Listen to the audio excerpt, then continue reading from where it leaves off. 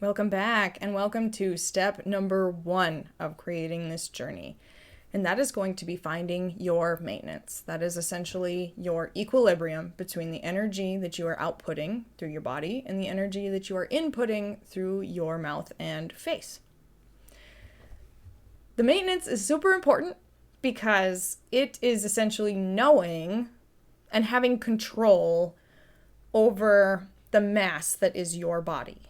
Because it is a very unique vehicle. It is very sophisticated in that it is keeping you moving and keeping you alive and managing all of these different hormones and things inside of it in order to keep you alive.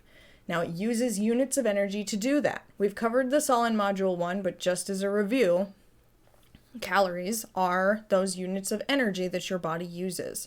And nutrition labels conveniently tell you how much energy that a item is worth based on a serving size. So a measurable amount of any given food or beverage or whatever else gets put in our body that you can then compare to how much energy that you actually spend in a day. So your maintenance is going to tell you how much energy you have to put in order to keep equal to the energy that you put out. In the next lesson, we'll calculate your deficit, but first you need this number in order to have a solid understanding of why it is that the scale or your body does what it does. We don't want to be skipping this step because that's like going into a race without knowing where the finish line is. You won't have direction, you won't know where to go. Now, when it comes to finding your maintenance, there are 2 ways to do this. There's a low and slow but highly effective way, and then there's the fast way. The first way, the low and slow, is extremely important for those of you that have been exercising and dieting for a while. Okay, if you have been restricting yourself, feeling hungry, feeling uncomfortable in your body, you are going to want to take this first approach to find out where your metabolic adaptations are. That is a fancy way for saying that your body has already adjusted to the changes you've made to your body and diet and is now being very conservative with that energy. So the first way, though it takes longer, is the best way to find the unique differences between each person.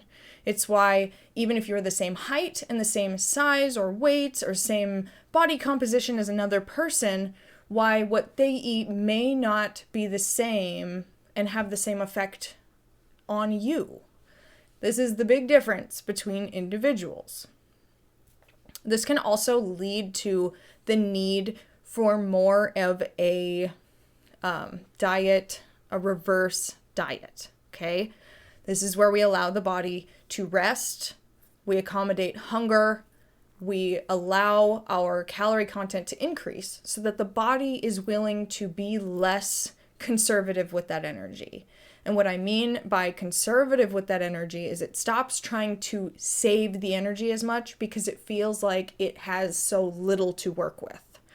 Once you allow your body to loosen up a little bit and become less conservative and restrictive with that energy, it'll then start to use it more readily and it'll be easier and more relaxed to let the energy be used in all kinds of places where you won't feel as tired, you will rest better at night, and you will just overall feel better as a human being. You'll have more energy to get up and go get the remote. If that's a hard thing for you right now, I would say you're going to want to reverse diet.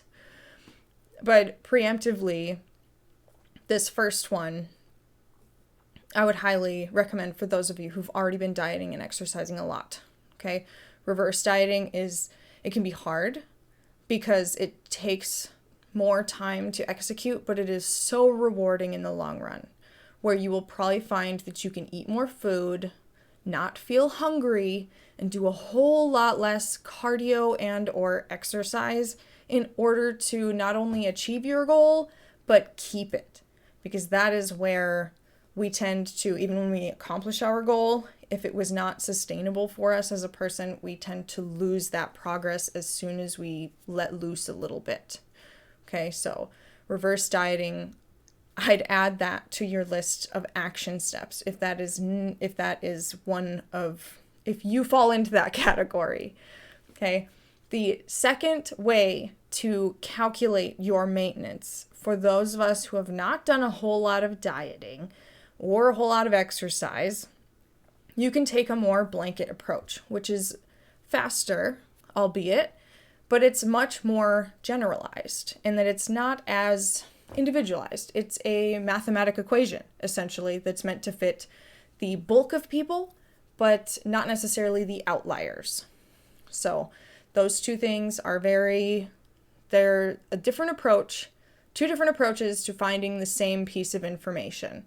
If you'd like to try both, you can, but I will say that this first method, which I'm going to get into here very shortly, is actually, it can take weeks to fully find that maintenance point for you.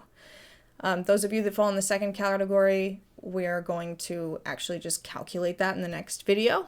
So if you're ready, you can go ahead and dive right into that. Those of us who need the much more in-depth approach, because of all of the metabolic adaptations the body has accomplished, the way that we're going to execute that is we need to do a diet recall, which is essentially, if you're already familiar with dieting, you're already familiar with the food that you're eating, we need to go and journal what that is for the next week or two. We need to know how much energy is coming into the body and how much energy is going out in order to find where the scale is going and what your body is doing in reaction to those things. So that can be, those kinds of things include how much water. These are all, you're going to have all your health baselines in here. You need your hydration, your sleep, and your stress. You need to be tracking those each day for at least a week. And then we also need how many calories you are putting in your body for at least a week. We want this to be as accurate as possible. But while you track, please do not go off of the idea that this needs to be low. Okay, we are not trying to diet through this diet recall. This is literally just trying to find where you are right now, what kinds of foods you've been eating, the amounts that you've been eating, and bring it down to a numerical, quantitative number that we can use moving forward, because that'll help determine where your maintenance is.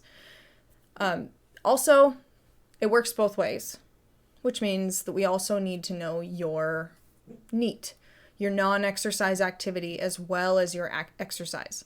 So how many steps a day you're getting and how much exercise you do. This can be broad in terms of, I did an hour-long workout 4 times a week. But cardio and exercise will be classified differently. So resistance training will be different on a caloric scale than actual, like, say, running or using an elliptical. Cardio is very much more based on strict calorie burn than resistance training, because resistance training will increase your muscle and not simply just burn calories. If you're doing both of those, classify them separately. If you're just doing one or the other, then just note those. Okay, so we would want that data in comparison to, say, your scale weight each day, and we'd average what you got week 1, your food, your sleep, your water, the food you ate, and the exercise you did, and compare it to week number 2 and see if there is a change in the average weight from week to week. That is what will tell us whether or not you are in a deficit, or if you're at maintenance, or if you're at a surplus. If the scale goes up, it's a surplus. If the scale stays the same, it's maintenance. And if the scale goes down, then you are already essentially in a deficit. So this can take some trial and error because we want it to be accurate, But just going through that process of tracking all of those things is very, very effective moving forward and can help out. If you need more insight and have more questions about this, once again, we will go ahead and we'll talk about this more in the next module with reverse dieting. But go ahead and put it in the group. Go ahead and put your confusion in there because this can be a confusing topic. May go more into it if necessary because there's so many of us that have tried the dieting and exercising thing pretty extremely to the point where we feel like our metabolism is broken. And that is why, is because metabolic adaptations, your body has adapted to different parts of your process and is now essentially like working against you in a way. So if you're interested in also hitting the deficit calculation down below, you can, but we need that maintenance point. Okay. You know what? I'm actually going to go ahead and record another video for finding your maintenance separately because it's quite a process actually.